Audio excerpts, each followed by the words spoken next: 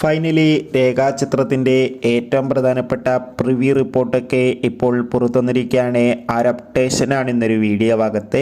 വീഡിയോയിലേക്ക് മുൻപ് video like ചെയ്യുക, ചാനൽ സബ്സ്ക്രൈബ് ചെയ്യാൻ വേണ്ടി ശ്രമിക്കുക. ആസിഫ് അലി, അനശ്വര രാജൻ, മനോജ് കെ ജയൻ എന്നൊക്കെ പ്രധാന കഥാപാത്രങ്ങളായി ഇന്ന് ജനുവരി 9 റിലീസിനെത്തുന്ന ചിത്രമാണ് രേഖാചിത്രം. എല്ലാ സിനിമാ പ്രേമികളും ഒരേപോലെയാണ് ചിത്രത്തിൻ്റെ ഓരോ അപ്ഡേഷനും അറിയാൻ വേണ്ടി കാത്തിരുന്നത്.